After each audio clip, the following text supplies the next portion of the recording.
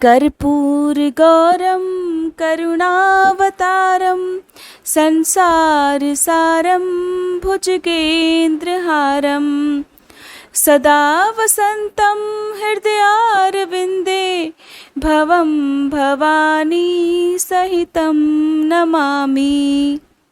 अर्थात जो कर्पूर जैसे गौर वर्ण वाले हैं, करुणा के अवतार हैं, संसार के सार हैं और भुजंगों का हार धारण करते हैं, वे भगवान शिव माँ भवानी सहित मेरे हृदय में सदा निवास करते रहें और उन्हें मेरा प्रणाम है। आप सभी को सावन महीने के दूसरे सोमवार व्रत की हार्दिक शुभकामनाएं। आज का दिन बहुत ही शुभ है क्योंकि आज ही सावन महीने का पहला प्रदोष व्रत भी है। प्रदोष व्रत हर महीने के कृष्ण पक्ष और शुक्ल पक्ष की त्रयोदशी तिथि यानी कि 13वें दिन रखा जाता है। जो लोग पहली बार सावन सोमवार का व्रत प्रारंभ करना चाहते हो, पहले सोमवार व्रत को रखना भूल गए हो, किसी कारणवश से छूट गया हो, और अगर आप प्रदोष व्रत प्रारंभ करना चाहते हो तो ये दोनों ही दिन आज बहुत ही शुभ रहने वाले हैं। आज के दिन से आप ये दोनों ही व्रत प्रारंभ कर सकते हैं। आज के इस वीडियो में आप रसपान करेंगे सोमवार व्रत कथा का। भोलेनाथ का बहुत ही पावन महीना, बहुत ही शुभ फल देने वाला महीना चल रहा है। ऐसे में जो भी भक्त सच्चे मन से हर सोमवार को भगवान शिव की पूजा करता है, शिवलिंग का अभिषेक करता है, भगवान शिव उनकी सारी मनोकामनाएं पूर्ण करते हैं। सोमवार का दिन हो या प्रदोष काल का दिन हो, शाम के समय प्रदोष काल में भगवान की पूजा जरूर करनी चाहिए।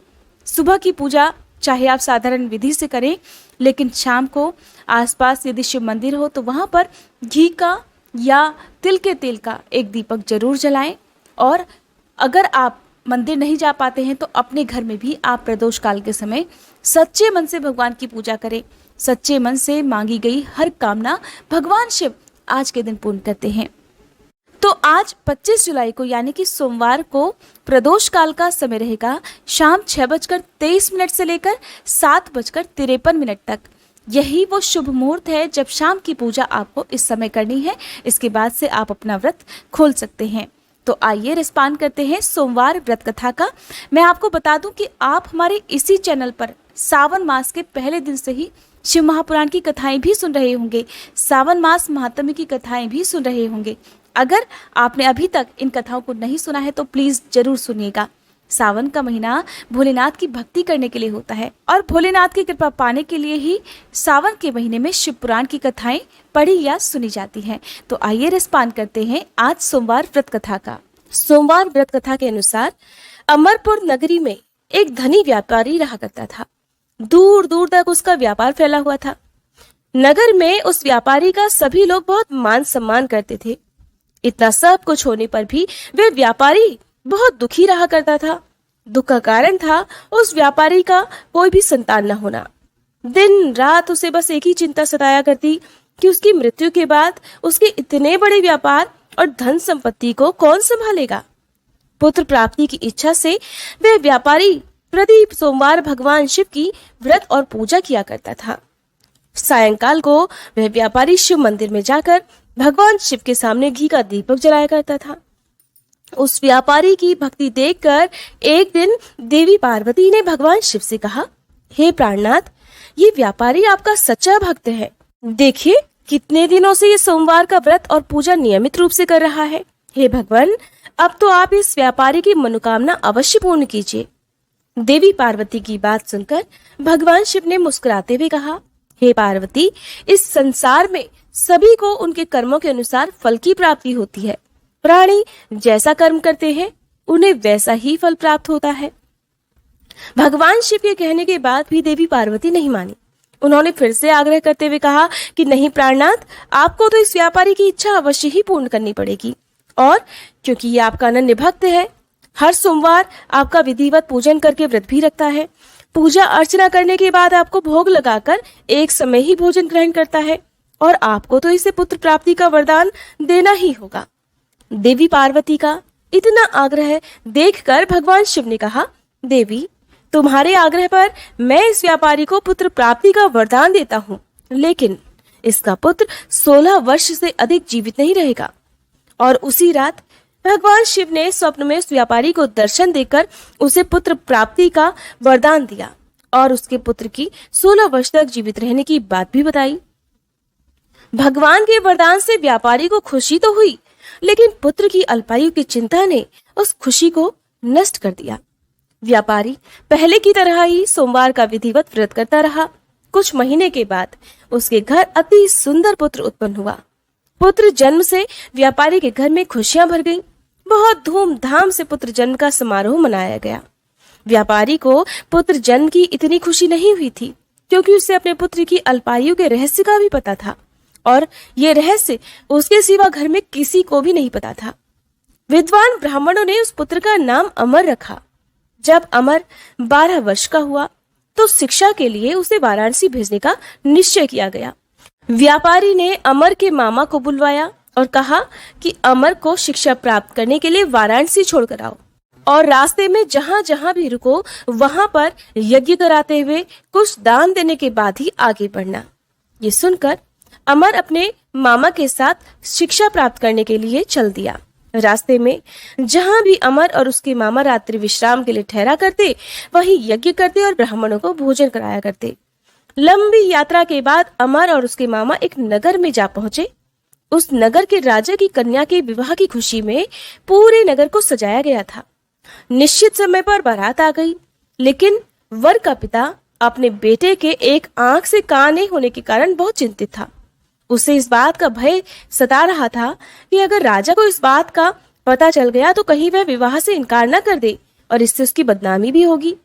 वर के पिता ने अमर को देखा तो उसके मस्तिष्क में एक विचार आया। उसने सोचा, क्यों न इस लड़के को दुल्हा बनाकर राजकुमारी से इसका विवाह करवा दूं। विवाह के बाद इसको धन देकर विदा कर दूंगा और राजकुमारी को अपने नगर में ले आऊंगा। वर के पिता ने इसी संबंध में अमर और उसके मामा से बात की। मामा ने धन मिलने के लालच में वर के पिता की बात स्वीकार कर ली। अमर को दूल्हे के वस्त्र पहनाकर राजकुमारी के साथ विवाह करा दिया गया। अमर ये सारी घटना जानकर बहुत दुखी था और वो सच को छुपा नहीं पाया। रात में मंडप में अवसर देखकर उसने राजकुमारी की ओढ़नी पर लिख दिया, राजकुमारी, तुम्हारा विवाह तो मेरे साथ हुआ था, लेकिन मैं तो वाराणसी में शिक्षा प्राप्त करने जा रहा हूँ और तुम्हें अब जिस नवयुवक की पत्नी बनकर रहना पड़ेगा वह कान्हा है। सुबह होते ही अमर और उसके मामा वाराणसी के लिए चल दिए। उधर जब राजकुमारी ने अपनी ओढ़नी पर लिखा हुआ पढ़ा तो उसने काने लड़के के साथ जाने से इनकार कर दिया। राजा ने सारी बातें जानकर राजकुमारी को महल में रख लिया। उधर अमर अपने मामा के साथ वाराणसी पहुंच गया। अमर ने गुरुकुल में पढ़ना प्रारंभ कर दिया। जब अमर की आयु 16 वर्ष पूरी हुई तो उसने वहां एक यज्ञ करवाया। यज्ञ की समाप्ति पर ब्राह्मणों को भोजन कराया और खूब अन्न वस्त्र दान आदि किए। रात को अमर अपने शयन कक्ष में सो गया। शिवजी के वरदान के अनुसार शयन करते हुए ही अमर के प्राण पखेरु उड़ गए। सूर्योदय होने पर मामा ने जब अमर को मृत देखा तो रोने पीटने लगा।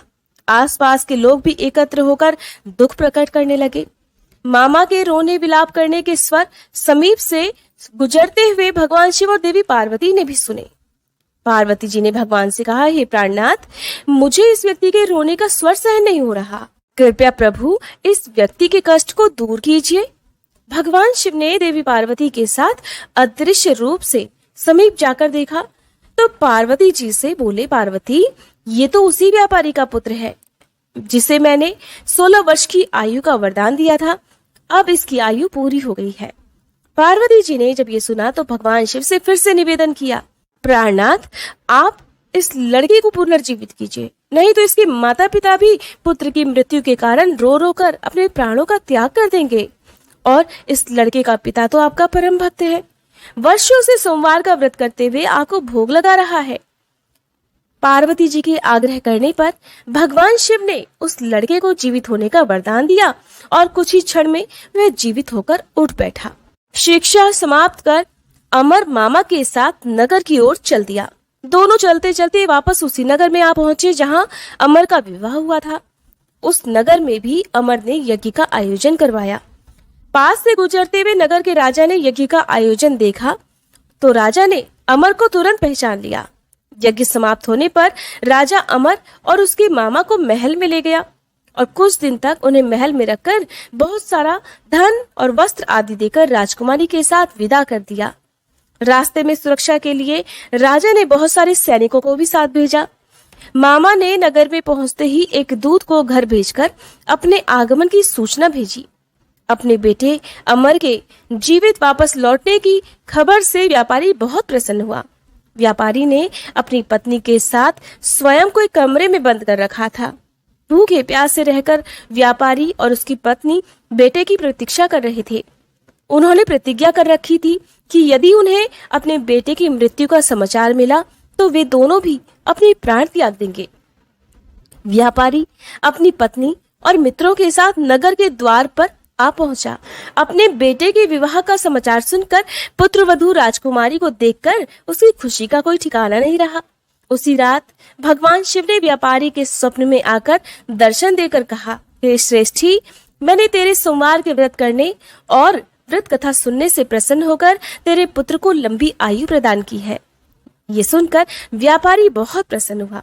इस प्रकार सोमवार का व्रत रखने से व्यापारी के घर में खुशियां लौट आई। तब से व्यापारी के पुत्र और पुत्रवधू ने भी सोमवार का व्रत रखना प्रारंभ कर दिया। शास्त्रों में लिखा है कि जो भी स्त्री पुरुष सोमवार को विधिवत व्रत करते और व्रत की कथा पढ़ते या सुनते हैं, भगवान शिव उनकी सभी इच्छाएं पूर्ण करते हैं। प्रेम से बोलिए, बोले शंकर भगवान की जय।